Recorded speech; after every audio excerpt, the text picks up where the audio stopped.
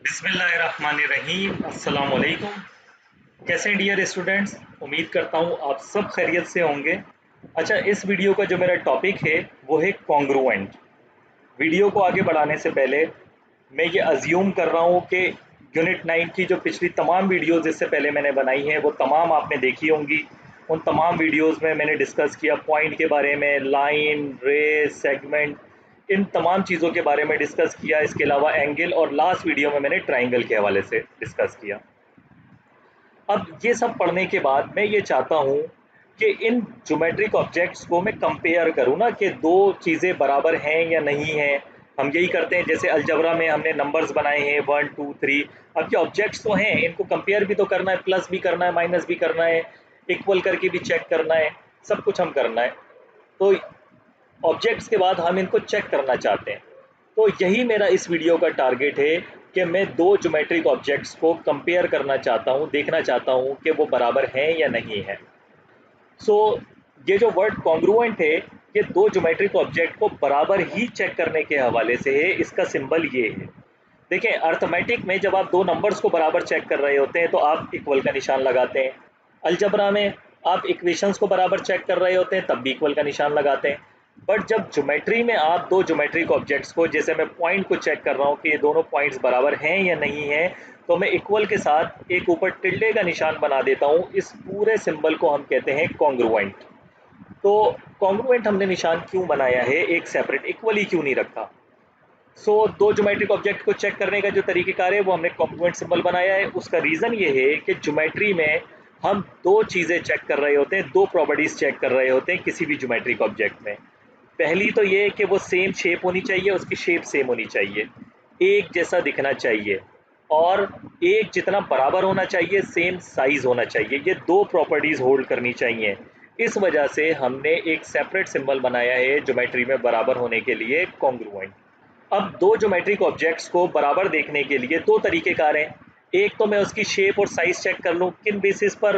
Length की base पर, लंबाई की बुनियाद पर, इसी तरह से एंगल की बुनियाद पर, या तीसरा है एरिया की बुनियाद पर। एक तो ये टेक्निकल तरीक़ेकार है। दूसरा आसान तरीक़ेकार है कि मैं ट्रांसलेशन करवा के, यानी कि अगर कोई पॉइंट बना है इसको आगे पीछे मैं घुमा सकता हूँ। रोटेशन करवा कर, पॉइंट की तो हम रोटेशन करवा नहीं सकते, जैसे ये रे है इसकी रोटेशन करवा सकता हूँ मैं। इसको हम फर्दर, इन तीनों चीज़ों को, ट्रांसलेशन, रोटेशन और रिफ्लेक्शन को, हम आगे वीडियो में देखेंगे कि इससे क्या मकसद है। तो यानी दो ज्योमेट्रिक ऑब्जेक्ट्स को अगर मैं ट्रांसलेशन, रोटेशन और रिफ्लेक्शन करवा कर अगर एक दूसरे के ऊपर रख के चेक करता हूँ और वो एग्जैक्टली पॉइंट टू पॉइंट एक दूसरे के ऊपर मिल जाते हैं, एक पॉइंट भी आगे पीछे ज़्यादा बड़ा या कम नहीं होता, तो उसको हम कहते हैं कोइंसाइड कर गए। अगर दो ज्योमेट्रिक ऑब्जेक्ट एग्जैक्टली कोइंसाइड कर जाते हैं ट्रांसलेशन, रोटेशन और रिफ्लेक्शन करवाने से, तो हम कहते हैं कि वो ज्योमेट्रिक ऑब्जेक्ट्स कॉन्ग्रुएंट हैं। तो दो तरीक़ेकार हैं हमारे पास। या तो मैं लेंथ, एंगल और एरिया की बुनियाद पर उसका सेम शेप और सेम साइज़ चेक करूं, ये एक तरीक़ेकार है। दूसरा तरीक़ेकार ये है कि ट्रांसलेशन, रोटेशन, रिफ्लेक्शन करके हम चेक करें क्या वो कोइंसाइड करे या नहीं। अगर कोइंसाइड कर गए तो वो दोनों बराबर हैं, अगर नहीं करे तो बराबर नहीं है। तो हम दोनों तरीक़ेकार का इस्तेमाल करेंगे इस वीडियो में, और डिफरेंट ज्योमेट्रिक ऑब्जेक्ट्स को चेक करेंगे कि वो कॉन्ग्रुएंट हैं या नहीं है। अब सबसे पहले अगर मैं दो पॉइंट्स को चेक करूं कि दो पॉइंट्स कॉन्ग्रुएंट हैं या नहीं है, तो देखें ये दोनों पॉइंट्स एक दूसरे के ऊपर अगर एग्जैक्टली एक दूसरे के ऊपर मैं इसको रख दूं तो ये एक जैसे ही दिखेंगे। तो दो पॉइंट्स तो हमेशा कॉन्ग्रुएंट होते ही होते हैं क्योंकि एक जैसे हैं। इसी तरह से दो लाइंस की अगर मैं बात करूं, एक लाइन इस तरह बनी हुई है, एक लाइन इस तरह बनी हुई है। अगर इस लाइन को ऐसे ही छोड़ दूं और दूसरी लाइन को मैं ट्रांसलेशन, रोटेशन और रिफ्लेक्शन करवा के, यानी आगे पीछे घुमा के और इसके ऊपर एग्जैक्टली रखना चाहूँ, तो दोनों लाइंस एक दूसरे के ऊपर कोइंसाइड कर जाएंगी, 100% पॉइंट टू पॉइंट मिल जाएंगी। तो दो लाइंस भी हमेशा कॉन्ग्रुएंट होती ही होती है। इसी तरह से दो रेज, एक रे ये बनी हुई है, दूसरी रे ये बनी हुई है, इन दोनों को मैं एक दूसरे के ऊपर रख के चेक करूं तो एग्जैक्टली कोइंसाइड कर जाएंगी। तो दो रेज भी हमेशा कोइंसाइड होती हैं। इट मीन्स कि ये तीनों केसेस मेरे लिए इतने इंपॉर्टेंट नहीं है, ये हमेशा ही कॉन्ग्रुएंट होते हैं। जो चीज़ें कॉन्ग्रुएंट होती भी हैं और नहीं भी होती उनको चेक करना ज़रूरी है ना, ये तो हमेशा कॉन्ग्रुएंट होते हैं, ये हमारे लिए इतने अहम केसेस नहीं हैं। कौन सी ऐसी चीज़ है जो कॉन्ग्रुएंट हो भी सकती है और नहीं भी हो सकती? वो है सेगमेंट। तो हम अपनी वीडियो को स्टार्ट करते हैं सेगमेंट से। अब सबसे पहले मैं ये वाला तरीक़ेकार इस्तेमाल करूँगा, ट्रांसलेशन, रोटेशन, रिफ्लेक्शन करवा के मैं चेक करूँगा एक दूसरे के ऊपर रख के कि ये कोइंसाइड कर रहे हैं या नहीं कर रहे हैं। यहाँ पर मैंने 2 सेगमेंट्स लिए हुए हैं, ए बी के दरमियान ये सेगमेंट ए बी है, पॉइंट सी डी के दरमियान ये सेगमेंट सी डी है। मैं आपको दिखा देता हूँ ट्रांसलेशन किसे कहते हैं। मान लें कि बगैर में इसको घुमाए हुए इस पेज पर, यानी रोटेट किए बगैर और बड़ा या छोटा किए बगैर, स्केल किए बगैर मैं इसको इस तरह पेज पे घुमा सकता हूँ, इसको हम कह रहे हैं ट्रांसलेशन। मैं आगे पीछे इसको कर सकता हूँ, सो ये ट्रांसलेशन है। और रोटेशन किसे कहते हैं, ये रोटेशन है। ठीक है, इससे आप वाकिफ़ हैं, मैं डेफिनेशन के एतबार से इसको डिस्कस नहीं करूँगा, आप इससे अच्छी तरह वाकिफ़ हैं।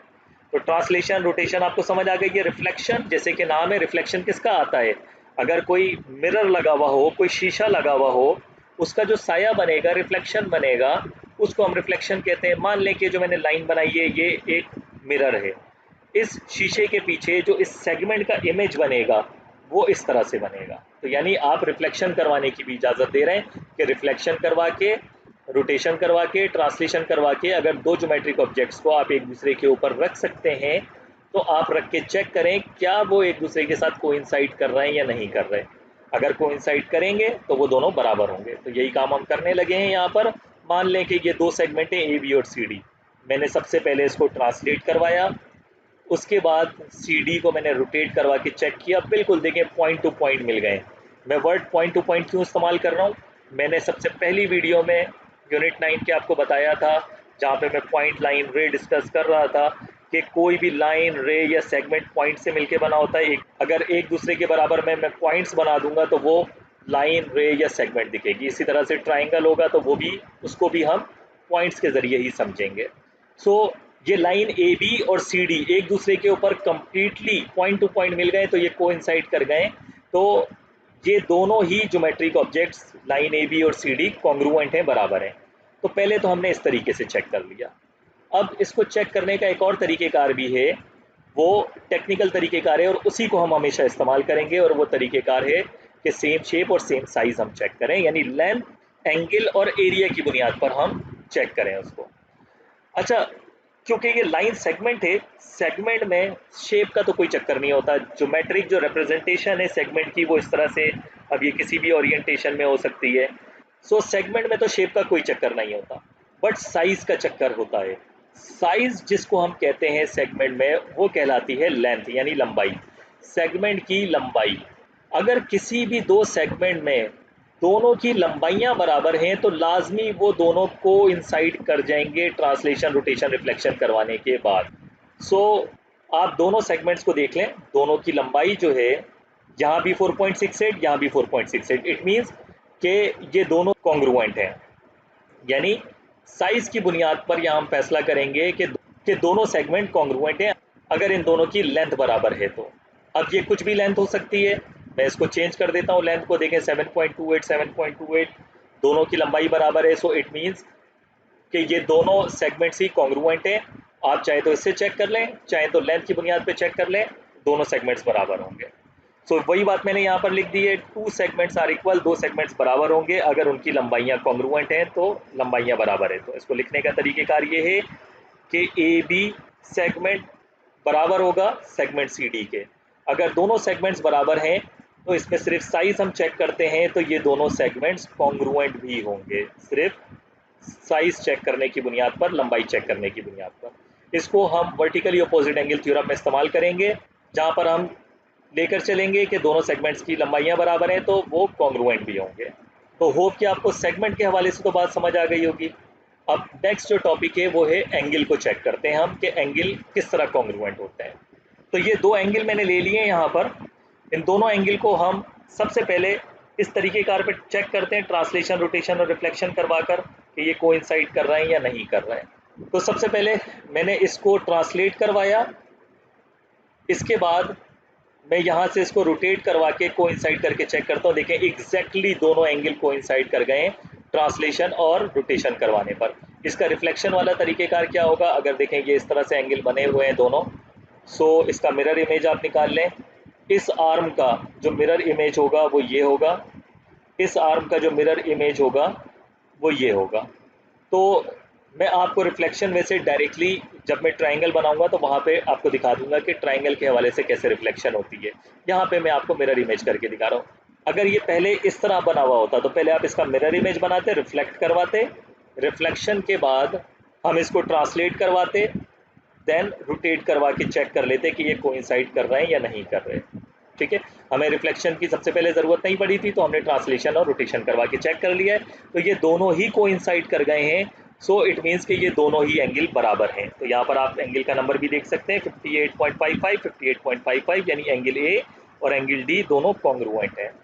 अब एंगल पे भी हम देख लेते हैं पहले वाला तरीकेकार। एंगल में शेप का तो कोई चक्कर नहीं होता ना, सो ये कोई ताल्लुक नहीं है शेप का। एंगल हमें पता है दो रेस के दरमियान की दूरी होती है। इसमें साइज का मामला होता है, और साइज किसे कहते हैं?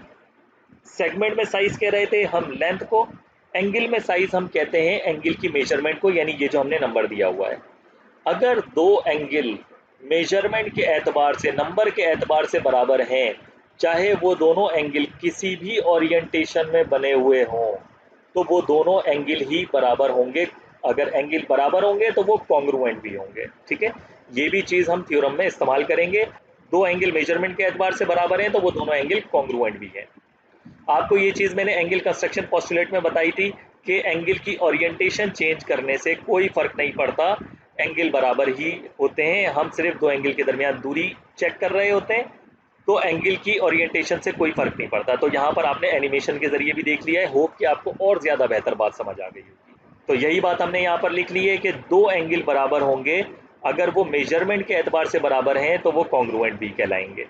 अब हम बात करते हैं ट्राइंगल के हवाले से कि दो ट्राइंगल्स किस बुनियादों पर बराबर होते हैं। देखें यहाँ पर मैंने दो ट्राइंगल लिए हुए हैं, इन दोनों को मैं चेक कर रहा हूँ कि ये दोनों ट्राइंगल बराबर हैं या नहीं है। दो ट्राइंगल बराबर होने के लिए सेम शेप और सेम साइज दोनों होना ज़रूरी है। बट सबसे पहले मैं इसको चेक करूँगा दूसरे वाले तरीक़ेकार पे, ट्रांसलेशन, रोटेशन और रिफ्लेक्शन करवा के। मान लें कि ये दो एंगल इस तरह मौजूद होते हैं। ठीक है, सो मैं सबसे पहले ट्रांसलेट करवाता इन दोनों को, उसके बाद मैं रोटेट करवा के चेक करता कि ये पॉइंट टू पॉइंट मिल रहे हैं या नहीं मिल रहे। तो देख लें ये दोनों ट्राइंगल पॉइंट टू पॉइंट मिल गए। पहले वाले ट्राइंगल का हर एक पॉइंट दूसरे वाले ट्राइंगल के पॉइंट से मैच कर गया है। सो इट मीन्स कि ये दोनों ट्राइंगल ही कॉन्ग्रुएंट हैं। ट्रांसलेशन और रोटेशन करवा के चेक किया मैंने। अभी रिफ्लेक्शन वाला केस भी हम नेक्स्ट में देख लेते हैं। अच्छा, अब दो ट्राइंगल्स बराबर होने के लिए पहले वाले तरीकेकार के मुताबिक सेम शेप और सेम साइज होना चाहिए। अब हम शेप कैसे चेक करेंगे और साइज कैसे चेक करेंगे? शेप चेक होती है लेंथ और एंगल की बुनियाद पर, क्योंकि ट्राइंगल में तीन सेगमेंट्स होते हैं, तो सेगमेंट्स की तो हम लंबाइयाँ मेजर करते हैं।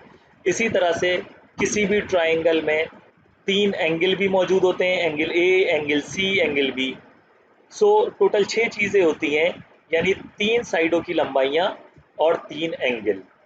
तो अगर किसी भी दो ट्राइंगल में तीनों साइडों की लंबाइयाँ बराबर हों और तीनों एंगल बराबर हों, कॉन्ग्रुएंट हों, तो दोनों ट्राइंगल ही कॉन्ग्रुएंट होंगे। तो हम ये 6 की 6 चीज़ें चेक कर रहे होते हैं। तो देखें, साइड ए बी की लंबाई 10.62, साइड डी की लंबाई 10.62, इसी तरह से साइड सी ए की लंबाई और साइड एफ डी की लंबाई बराबर है। इन दोनों की लंबाइयाँ बराबर हैं और तीनों एंगल भी आप चेक कर सकते हैं कि तीनों एंगल भी बराबर हैं। सो ये दोनों ट्राइंगल ही बराबर होंगे, इनकी शेप भी सेम होगी और साइज भी सेम होगा। सो ये दोनों ट्राइंगल ही कॉन्ग्रुएंट होंगे, क्योंकि दोनों ट्राइंगल को बराबर साबित करने के लिए हमें तीनों साइडों की लंबाइयाँ बराबर होनी चाहिए, कॉन्ग्रुएंट होनी चाहिए, और तीनों एंगल बराबर होने चाहिए, कॉन्ग्रुएंट होने चाहिए। वही बात मैंने यहाँ पर लिख दी है कि triangle A B C congruent है ट्राइंगल डी ई एफ के। ये triangle A B C triangle D F के कॉन्ग्रुएंट है, बराबर है। किन बुनियादों पर हम बराबर इसको देखेंगे? क्योंकि पहले मैंने साइड्स चेक करी, साइड ए बी की लेंथ कॉन्ग्रुएंट है साइड डी की लेंथ के, साइड बी सी की लेंथ कॉन्ग्रुएंट है साइड ई एफ के, इसी तरह से साइड सी ए की लेंथ कॉन्ग्रुएंट है साइड एफ डी के। तो तीनों लंबाइयाँ बराबर हैं। इसी तरह से एंगल ए और एंगल डी कॉन्ग्रुएंट है, angle B angle E congruent है, angle C angle F congruent है। दोनों ट्राइंगल में 6 की 6 चीज़ें बराबर हैं, तो दोनों ट्राइंगल ही बराबर होंगे। इनकी शेप भी एक जैसी होगी और साइज भी एक जैसा होगा। बट इसका हरगिज़ मतलब ये नहीं है कि दोनों ट्राइंगल्स इसी तरह जैसे अभी रखे हुए आमने सामने आपको नज़र आ रहे हैं कि दोनों ट्राइंगल कॉन्ग्रुएंट है तो एक दूसरे के ऊपर रखे हुए होंगे। नहीं, ज्योमेट्री में एक दूसरे के ऊपर होना ज़रूरी नहीं है। कॉन्ग्रुएंट होने के लिए मुमकिन है कि एक ट्राइंगल इस तरह बना हुआ है, ट्राइंगल ABC, दूसरा ट्राइंगल किसी और जगह मौजूद हो और रोटेटेड फॉर्म में मौजूद हो, इस तरह से मौजूद हो, ठीक है ना। सो दो ट्राइंगल किसी भी ओरिएंटेशन में, रिफ्लेक्शन में और कितनी भी दूर पेज पे हो सकते हैं, बट अगर दोनों ट्राइंगल की तीनों साइडों की लंबाइयां बराबर हैं और दोनों ट्राइंगल के तीनों एंगल बराबर हैं, तो ये दोनों ट्राइंगल ही बराबर हैं। हालांकि आप देखें कि ट्राइंगल ABC इस ओरिएंटेशन में रखा हुआ है और ट्राइंगल DEF दूसरी जगह मौजूद है, यानी ट्रांसलेटेड है और रोटेटेड भी है, लेकिन दोनों ट्राइंगल बराबर हैं। सो अगर दोनों ट्राइंगल की छः चीज़ें कॉन्ग्रुएंट हैं तो इनकी शेप भी सेम होगी, साइज भी सेम होगा, बट इनकी ओरिएंटेशन और ट्रांसलेशन अलग अलग जगह हो सकती है और ये रिफ्लेक्टेड भी हो सकता है। रिफ्लेक्टेड ट्राइंगल कैसे होगा ये मैं आपको भी दिखा देता हूँ। सो ये दोनों ट्राइंगल है, इसका मैं रिफ्लेक्शन बना देता हूँ, मिरर इमेज। रिफ्लेक्शन हम मिरर इमेज को कहते हैं। तो देख लें कि अगर मैं यहाँ पर एक शीशा लगा दूँ तो इस ट्राइंगल का रिफ्लेक्शन ये नज़र आएगा, ठीक है।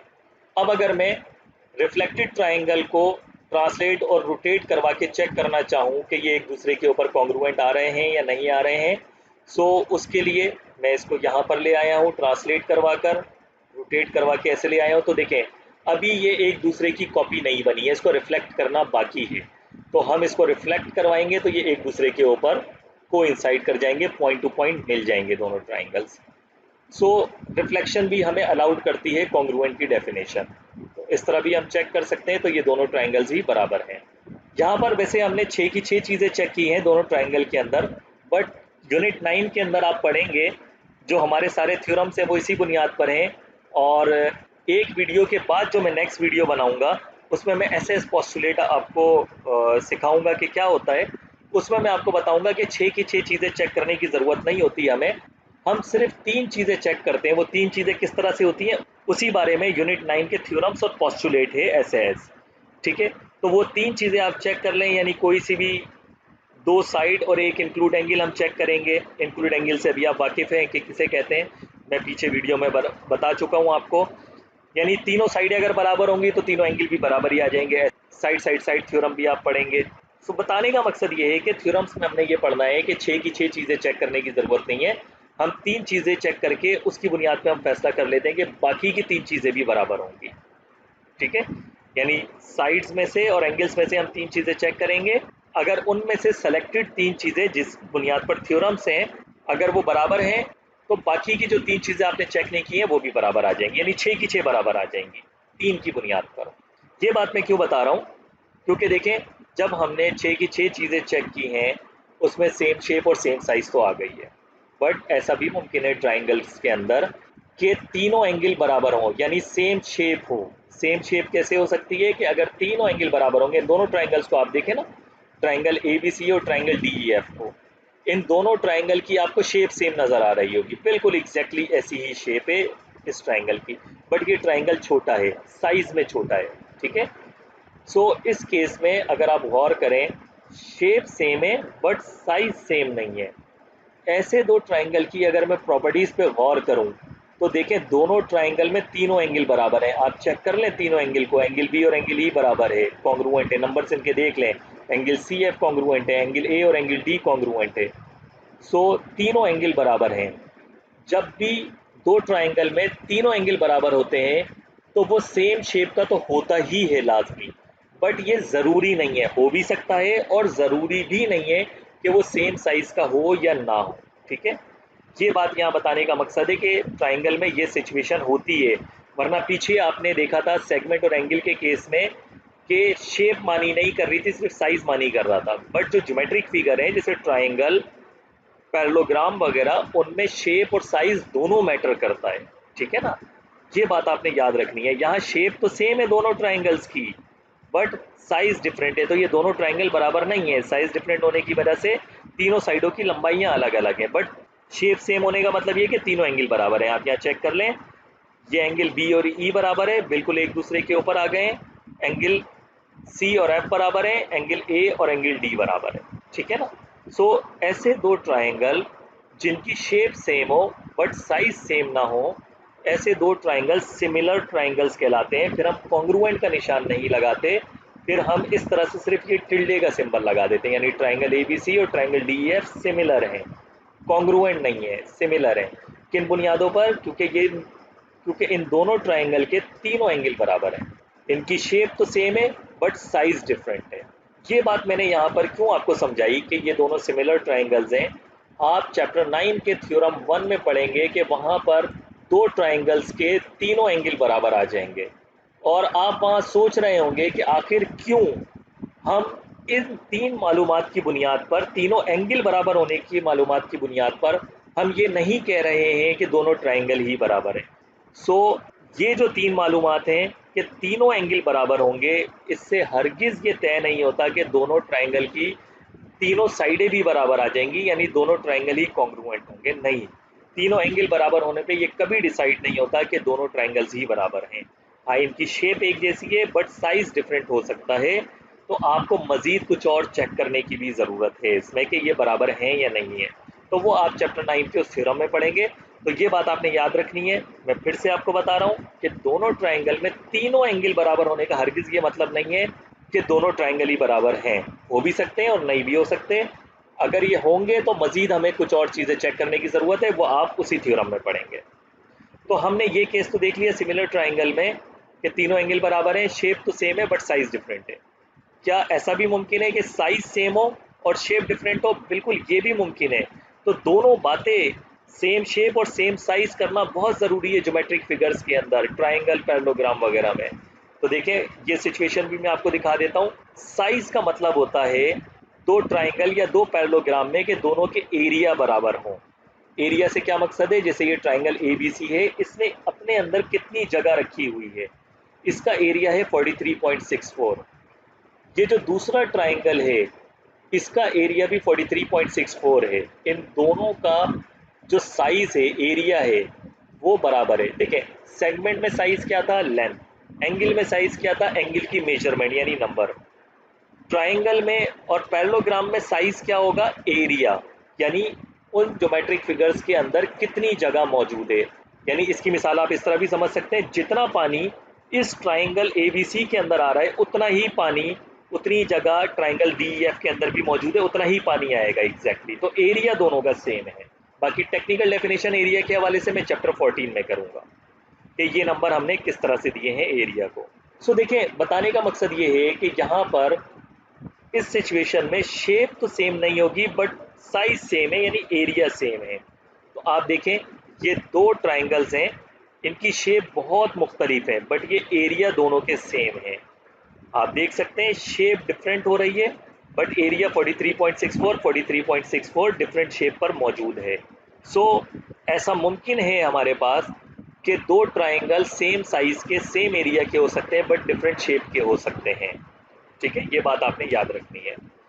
तो दो ट्राइंगल बराबर होने के लिए शर्त है कि दोनों ट्राइंगल्स सेम शेप भी होने चाहिए और सेम साइज भी होने चाहिए। अच्छा, जब हम दोनों ट्राइंगल में ये बात चेक कर लेते हैं कि इन दोनों ट्राइंगल्स के अंदर तीनों साइड्स की लंबाइयाँ भी बराबर हैं और तीनों एंगल भी बराबर हैं, यानी 6 की 6 चीज़ें बराबर हैं, तो 110% उनकी शेप भी सेम होगी और एरिया भी सेम होगा। एरिया ऑटोमेटिक सेम आ जाएगा। ठीक है, ये भी आपका पोस्टुलेट है कि अगर दो ट्राइंगल कॉन्ग्रुएंट होंगे तो उनका एरिया भी कॉन्ग्रुएंट ही होगा, एरिया चेंज नहीं होगा उन दोनों का। तो ये ऑटोमेटिक साइज वाली बात भी आ जाती है। तो होप कि आपको ये कॉन्ग्रुएंट के हवाले से काफ़ी कॉन्फिडेंस मिला होगा। इसको अब आप बहुत आसानी से, जब मैं थ्योरम में कॉन्ग्रुएंट का इस्तेमाल करूंगा हर जगह पर, तो आप आसानी से इसको इस्तेमाल कर सकते हैं। ठीक है, तो आपको इस वीडियो में ये भी पता लग गया कि हम सेगमेंट्स को कॉन्ग्रुएंसी चेक करते हैं, एंगल की कॉन्ग्रुएंसी चेक करते हैं, ट्राइंगल की कॉन्ग्रुएंसी हम एंगल और साइड्स की लंबाइयों की बुनियाद पर चेक कर रहे होते हैं। इसी तरह से बिल्कुल सेम यही चीज़ पैरेललोग्राम वगैरह में भी आएगी, तो उस पर भी यही सेम आइडिया आगे चलता चले जाएगा। तो उसमें कोई नई चीज़ नहीं है। पैरेललोग्राम बाय द वे हम ट्राइंगल की मदद से ही चेक कर रहे होते हैं। ये आपका चैप्टर 10 है, तो वहाँ पर हम पैरेललोग्राम के अंदर बार बार ट्राइंगल ही बना रहे होंगे। ठीक है, तो ट्राइंगल की हमें पूरी मालूमात है। ट्राइंगल इसीलिए तो बहुत इंपॉर्टेंट ज्योमेट्रिक ऑब्जेक्ट है कि आपके जितने भी चैप्टर्स हैं, यानी आपकी जो आधी बुक है 8 चैप्टर्स सिर्फ ट्राइंगल से ही मुताल्लिक है। आपने सब जगह ट्राइंगल ही ट्राइंगल पढ़ना है। ठीक है, होप कि अब आप कॉन्ग्रुएंट को कॉन्फिडेंस के साथ थ्योरम्स में इस्तेमाल कर सकते हैं। उम्मीद करता हूँ आपको सारी बात समझ आई होगी, लेकिन अगर फिर भी आपका कोई सवाल है तो आप नीचे कमेंट बॉक्स में मुझसे पूछ सकते हैं, मैं आपको उसी हिसाब से जवाब दे दूंगा। तो नेक्स्ट वीडियो में कॉरेस्पॉन्डेंस के टॉपिक पे आपसे बात होती है। जब तक के लिए मुझे इजाज़त दें। अल्लाह हाफिज़।